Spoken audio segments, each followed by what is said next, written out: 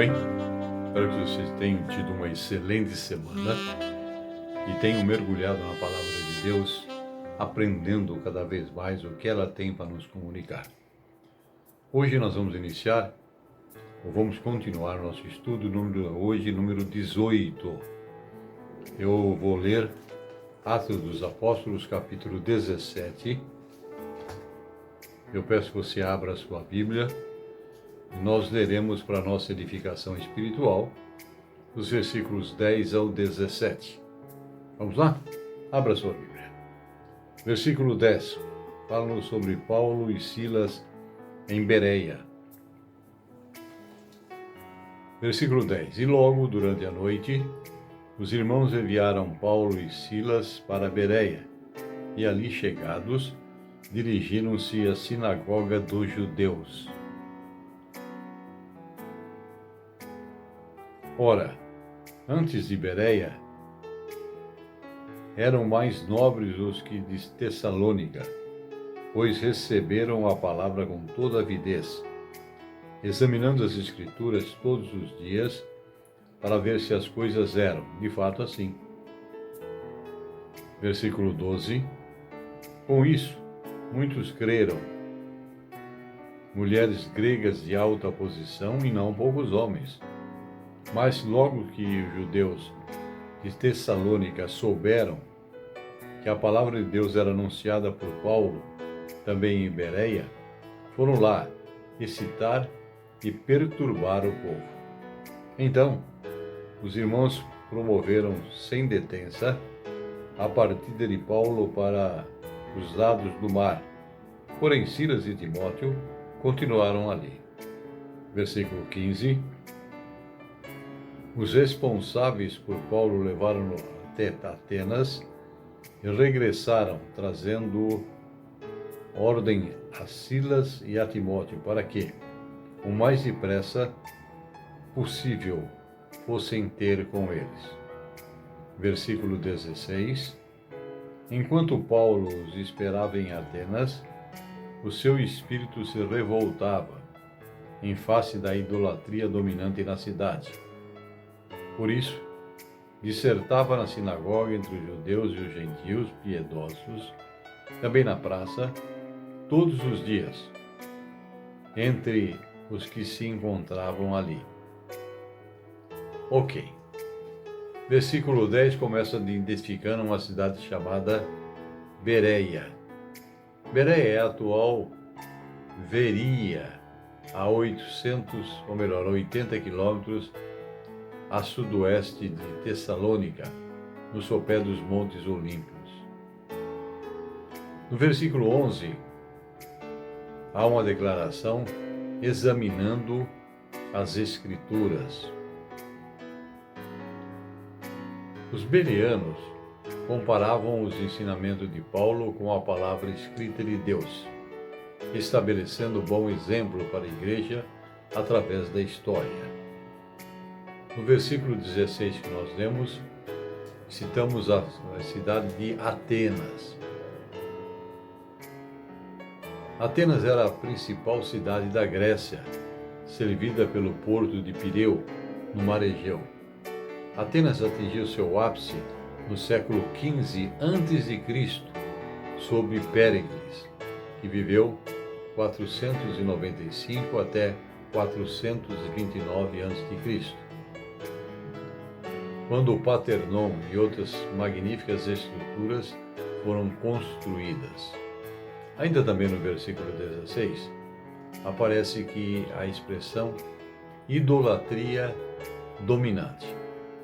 Havia estátuas de deuses e deusas no Partenon, em outros templos da Acrópole, assim como nos edifícios públicos, comerciais e em templos da cidade. Vamos continuar fazendo nosso estudo, lendo Atos capítulo 17, agora um texto um pouco mais longo, do versículo 18 até o 26. Acompanhem. Versículo 18. E alguns dos filósofos epicureus e estoicos contendiam com ele, havendo quem perguntasse: que quer dizer esta tagarela? E outros: parece pregador de estranhos deuses, pois pregava Jesus e a ressurreição. Versículo 19. Então, tomando-o consigo, o levaram ao aerópago,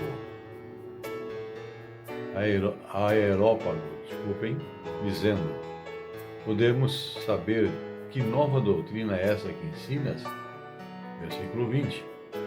Posto que nos trazes aos ouvidos coisas estranhas, queremos saber se o que vem ser isso. Versículo 21. Pois todos os dias de Atenas e os estrangeiros residentes de outra coisa não cuidavam, senão dizer ou ouvir as últimas novidades. Versículo 22. Então, Paulo, levantando-se no meio do aerópago, disse: senhores atenienses, em tudo vos vejo acentuadamente religiosos, porque, passando e observando os objetos do vosso culto, encontrei um altar, ao qual está escrito: ao Deus desconhecido.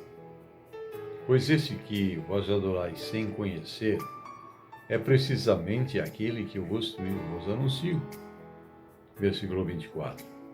O Deus que fez o mundo e tudo o que nele existe, sendo ele Senhor do céu e da terra, que não habita em santuários feitos por mãos humanas. Versículo 25. Nem é servido por mãos humanas, como se de alguma coisa precisasse, pois ele mesmo é quem dá a todos vida, respiração e tudo mais. E versículo 26. De um só fez toda a raça humana para habitar sobre toda a face da terra, havendo fixado os tempos previamente estabelecidos e os limites da sua habitação. Examinamos o texto. No versículo 18 aparece essa palavra grega aerópago. O nome significa colina de Marte. É uma colina perto da Acrópole, onde, em tempos antigos, um conselho tinha se reunido. O conselho tornou-se o conselho da cidade de Atenas e, nos tempos romanos, era uma corte que supervisionava a moral, a educação e religião. Nos tempos de Paulo, a corte se reunia no pórtico real, na região abaixo do mercado, abaixo da Acrópole. Versículo 23, aparece essa expressão, ao Deus desconhecido. Possivelmente, uma referência ao altar dos 12 deuses em Atenas, erigido para assegurar que nenhum deles tivesse ficado fora da sua adoração. Paulo usou este ponto de contato para começar o seu discurso sobre o Deus que fez o mundo, que não é esculpido em pedra ou confinado a algum templo, e que controla os tempos e os lugares por onde as pessoas vivem. Vamos ver agora versículos 27 e 28. Lembro que estou lendo Atos capítulo 17. Versículo 27. Diz a palavra do Senhor: para buscarem a Deus se, porventura, tateando, o possam achar, bem que não está longe de cada um de nós. Versículo 28. Pois nele vivemos e nos movemos e existimos, como alguns dos vossos poetas têm dito, porque dele também somos geração. Versículo 28 destaca: nele vivemos e nos movemos e existimos. Paulo diz que Deus trouxe todas as pessoas à existência e que elas só existem por sua providência. No mundo antigo, os 3 grandes mistérios da filosofia e da ciência eram as questões de vida, movimento e existência. Vamos ver agora outro destaque nesse versículo 28, que é alguns dos vossos poetas. Paulo sabia que os atenienses não conheciam o Antigo Testamento, e ele fez citações de 3 de seus próprios poetas. Embora suas palavras originalmente se referissem a Zeus, o chefe dos deuses gregos, Paulo aplicou as citações ao Deus vivo do céu.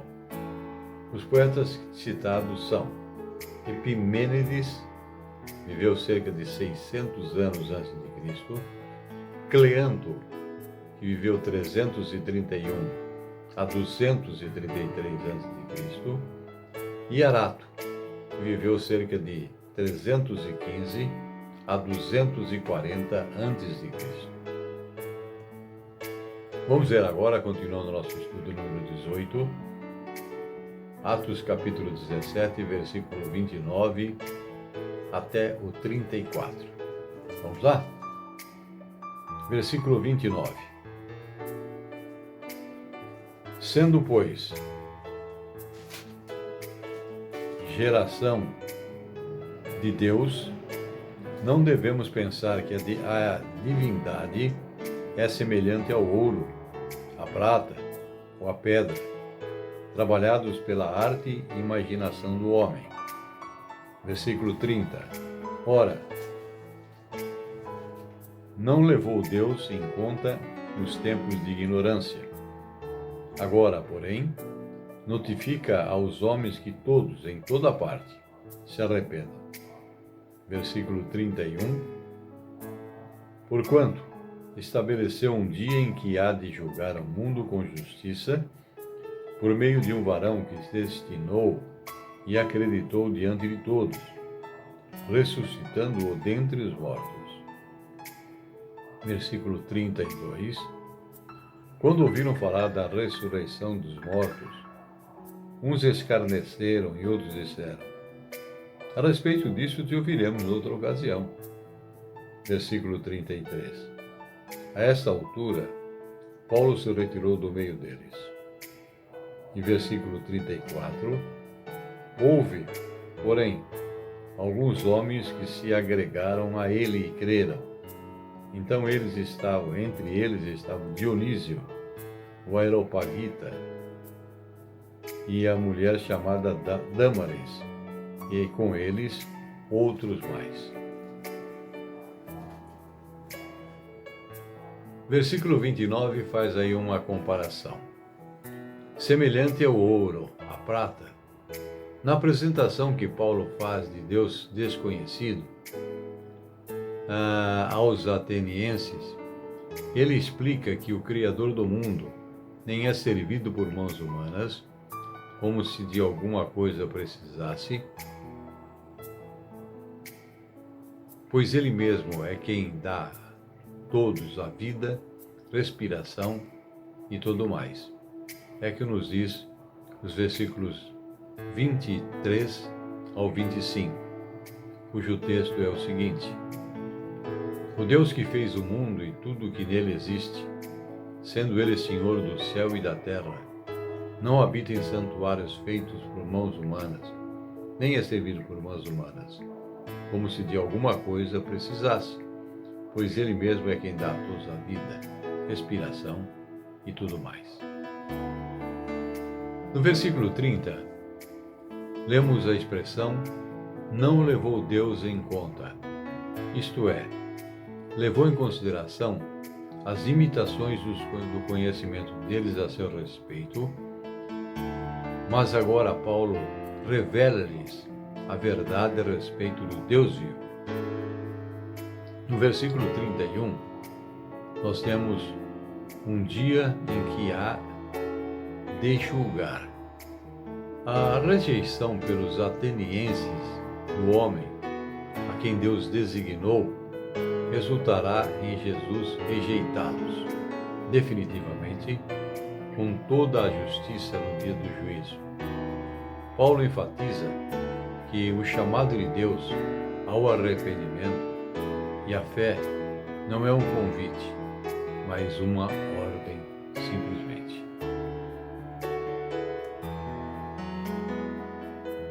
Vamos continuar nosso estudo agora lendo o capítulo 18. Vamos lá. Continue lendo na sua Bíblia e vamos ler somente o versículo 1 agora. Atos 18, versículo 1. Diz o versículo: Depois disso, deixando Paulo Atenas, partiu para Corinto. Aparece aí a cidade de Corinto. Desde 27 a.C., essa cidade tinha sido capital da província romana da Acaia. Ela ficava a 80 quilômetros a sudoeste de Atenas, perto do Istmo, que junta a Ática ao Peloponeso. Corinto foi grande e próspera nos séculos 18 ao 16 a.C., mas declinou e foi capturada em 338 a.C. por Filipe II, da Macedônia. Em 196 a.C., foi tomada pelos romanos. Eles a saquearam e em 146 a.C., em punição a uma revolta, foi restaurada por Júlio César como colônia em 44 a.C. Nos tempos do Novo Testamento, Corinto tinha mais de 200.000 habitantes, incluindo gregos, ex-escravos da Itália, veteranos do exército romano, empresários, oficiais do governo, gente do Oriente Próximo, um grande número de judeus e muitos escravos. Corinto era completamente pagã e imoral. A cidade era cheia de templos pagãs. Continuamos nosso estudo, lendo os versículos de 2 a 7. Estou lendo Atos capítulo 18, versículo de 2 a 7, que diz: Lá encontrou certo judeu chamado Áquila, natural do Ponto, recentemente chegado da Itália, com Priscila, sua mulher. Em vista de ter Cláudio, decretaram que todos os judeus se retirassem de Roma. Paulo aproximou-se deles e, posto que era do mesmo ofício, passou a morar com eles. E ali trabalhava, pois a profissão deles era fazer tendas. E todos os sábados discorria na sinagoga, persuadindo tanto judeus como gregos. Versículo 5. Quando Silas e Timóteo desceram da Macedônia, Paulo se entregou totalmente à palavra, testemunhando aos judeus que o Cristo é Jesus. Versículo 6. Opondo-se-lhes e blasfemando, sacudiu Paulo as suas vestes e disse-lhe: Sobre a vossa cabeça, o vosso sangue. Eu dele estou limpo e, desde agora, vou para os gentios. E versículo 7, encerrando nosso texto: Saindo dali, encontrou na casa de um homem chamado Tício Justo, que era temente a Deus. A casa era contígua à sinagoga. Examinamos o texto lido. No versículo 2 é citado aí um personagem chamado Áquila, natural do Ponto. Ponto ficava na costa norte da Ásia Menor, atual Turquia. Priscila é frequentemente mencionada antes do seu marido, como nós podemos ver nos versículos 18 e 26, e ainda em Romanos capítulo 16, versículo 3. Ela pode ter tido superior status social ou ter sido mais proeminente nos negócios de fabricação de tendas que o casal possuía. Versículo 6. O vosso sangue. Paulo diz que eles eram responsáveis pelos seus próprios pecados. Versículo 7. Na casa de. A primeira casa da igreja de Corinto, Tito Justo, era um gentil que aderiu à fé cristã na sinagoga e era cidadão romano. Ele pode ter pertencido a uma das famílias que Júlio César enviou para colonizar Corinto. Ele pode ter sido o Gaio, que nós vemos em Romanos capítulo 16, versículo 23, que foi batizado por Paulo, conforme nós vemos na primeira carta aos Coríntios, capítulo 1, versículo 14. Gaio pode ter sido um terceiro nome usado por Tito Justo. Vamos lá? Andemos um pouquinho mais no nosso estudo de hoje. Vamos ver agora dos versículos 8 ao 11. 8 ao 11. Eu estou lendo Atos dos Apóstolos, capítulo 18, do versículo 8 ao 11.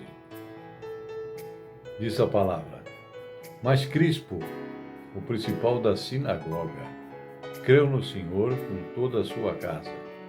Também muitos dos coríntios, ouvindo, criam e eram batizados. Versículo 9.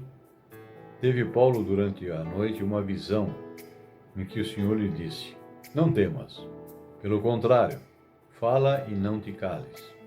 Versículo 10. Porque eu estou contigo e ninguém ousará fazer-te mal, pois tenho muito povo nesta cidade. E finalmente, versículo 11 do texto: E ali permaneceu 1 ano e 6 meses, ensinando entre eles a palavra de Deus. O personagem aparece aí um nome chamado Crispo, o principal da sinagoga. Como principal da sinagoga, Crispo estava encarregado das disposições físicas para os cultos da sinagoga. Foi esse Crispo e presumivelmente sua casa que Paulo batizou na primeira carta aos Coríntios, capítulo 1, versículo 14, você encontra. Também nesse texto que nós lemos, no versículo 10, Deus declara: tenho muito povo nessa cidade. Jesus promete que os trabalhos de Paulo em Corinto serão frutíferos, porque o próprio povo de Deus, aqueles quem Deus designou para a vida eterna, conforme nós vemos em Atos capítulo 13, versículo 48, habita naquela cidade. Mesmo que os coríntios eleitos ainda não tivessem crido no Evangelho, e alguns ainda nem mesmo tivessem ouvido, eles não obstante eram conhecidos por Deus. Vamos ler mais um textinho. Vamos ver agora dos versículos 12 até o 17. Atos 18, de 12 a 17. Diz a palavra: Paulo perante Gálio. Quando, porém, Gálio era procônsul da Caia, levantaram-se os judeus concordemente contra Paulo e os levaram ao tribunal, dizendo: Esse persuade os homens a adorar a Deus por meio contrário à lei. Ia Paulo falar, quando Gaio declarou aos judeus: Se fosse, com efeito, alguma injustiça ou crime de maior gravidade, ó judeus, que razão seria atender-vos?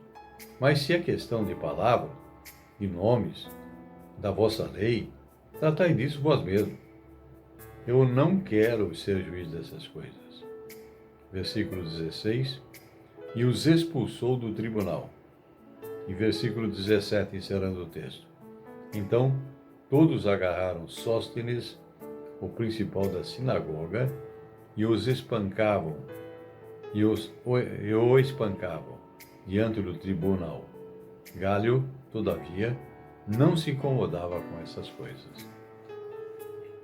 Vamos ver um pouquinho sobre esse tal de Gálio. O Gálio era o procônsul da Gaia. A identificação por Lucas do chefe administrativo dessa província senatorial como um procônsul é correta. Uma inscrição encontrada em Delfos, na Grécia, identifica Gálio como procônsul em 52 depois de Cristo. No versículo 13 que nós lemos, aparece aí a expressão contrário à lei, isto é, contrário à lei romana que proíbe a prática de religiões não legalmente reconhecidas por Roma. O judaísmo era legalmente reconhecido e o cristianismo, como ramo do judaísmo, também era uma religião lícita. Ok, nós vamos parar por aqui hoje.